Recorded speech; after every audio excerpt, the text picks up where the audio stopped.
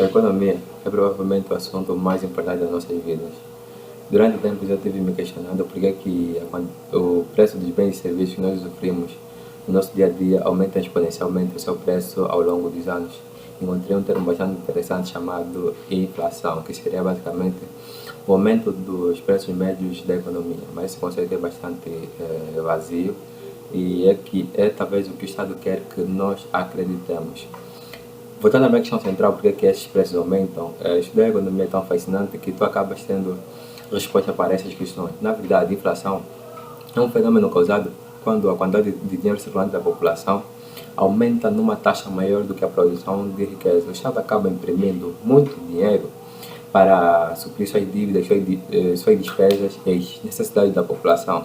Mas só que esse aumento do dinheiro, essa expansão monetária não é acompanhada da produção de riqueza. Existe muito dinheiro circulando na mão das pessoas para muito pouca quantidade de riqueza para a população. Ou seja, existe muito dinheiro na mão das pessoas para muita pouca quantidade de bens e serviços para usufruir. E aí é onde entra toda a inflação. Nós acabamos por pagar muito mais dinheiro para adquirir a mesma quantidade de bens e serviços.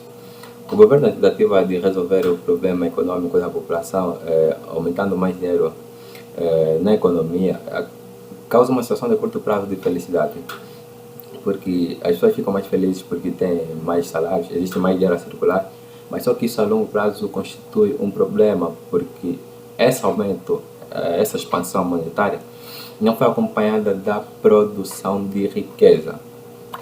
Existem basicamente dois tipos de inflação, a inflação da oferta e a inflação da procura. A inflação da oferta é quando materiais ou elementos essenciais da economia aumentam o seu preço, como o gasóleo, o petróleo, a gasolina, por exemplo, ou a eletricidade. Por alguma oscilação no mercado, o preço da gasolina aumenta e as empresas compram a gasolina por um valor mais alto, por exemplo, né?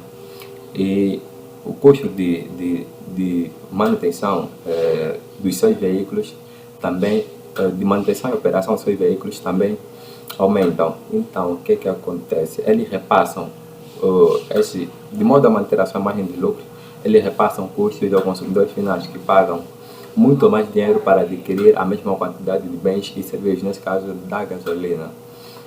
A inflação da demanda, como é que funciona? É quando a oferta de um bem é menor do que a quantidade, é quando a procura de um bem é maior do que a quantidade produzida. Imagina que todo mundo queira comprar um carro, queira comprar de uma marca específica, um injetor. A operadora, os produtores não produzem injetor suficiente para todos.